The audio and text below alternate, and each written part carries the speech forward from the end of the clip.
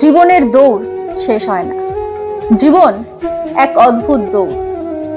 কেউ শুরু করে জুতো সহ, কেউ খালি পায়ে, কেউ জন্ম থেকে 100 মিটার এগিয়ে থাকে, আবার কেউ হাঁটার আগে হোঁচট খেয়ে পড়ে যায়। সময়ের সাথে আপনি বুঝতে পারবেন এই দৌড়ের নিয়মগুলো কখনোই সবার জন্য একরকম নয়।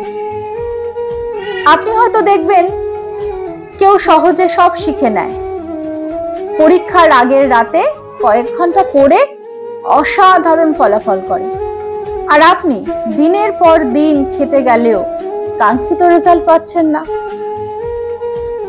আপনার আশেপাশে এমন অনেক মানুষ থাকবে যাদের জীবন কোনো বাধাহীন রাস্তায় চলতে থাকে।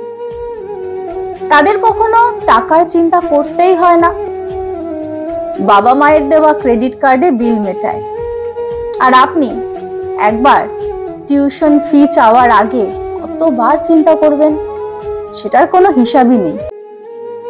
জীবনের এই খেলা কেউ একদিনেই জিতে যায়, আর কেউ বছরের পর বছর খেলেও বোর্ডে নাম লেখাতে পারে না। কেউ একটা স্টার্টআপ শুরু করেই সাফল্যের চূড়ায় পৌঁছে যায়, আর কেউ 10টা উদ্যোগ নিয়ে ব্যর্থ হয়ে লোনের বোঝা টানতে টানতে হারিয়ে যায়।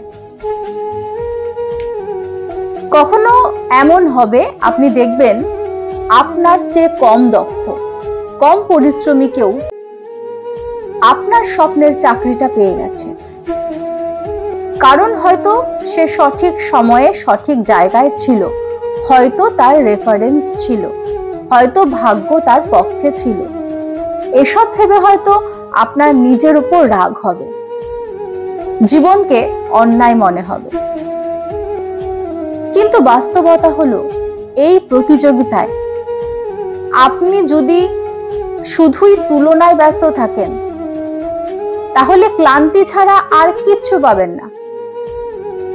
এখানে কেউ একটা গাড়ির মালিক হওয়ার স্বপ্ন দেখে, আর একজন সেই গাড়িটা বদলে আরো দামি কিছু চায়।